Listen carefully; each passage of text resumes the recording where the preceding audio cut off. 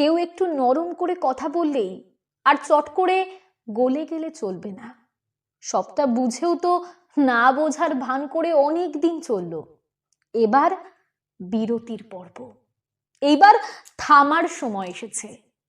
এবার পরিবর্তনের নিয়মে নিজেকে বদলাতে হবে। নিজের ইমোশন, নিজের ভালো লাগাগুলো, নিজের দুর্বলতার জায়গাগুলো কাউকে কাউকে বোঝালে চলবে না। নিজেকে আরো শক্ত হতে হবে, যাতে কারো আঘাতে চিরটুকুও না লাগতে পারে। নিজের চারপাশে একটা মজবুত প্রাচীর তৈরি করতে হবে, যাতে অনায়াসে কারোর আঘাতে ভেঙে চুরে না যায়। কারণ দিনের শেষে নিজের ভালো থাকার দায়িত্বটা নিজেকেই নিতে হবে। তাই সবার আগে নিজেকে বদলাতে হবে, যাতে কেউ ভাঙতে আসার আগেও একবার না, 10 বার না, 100 বার ভাবে।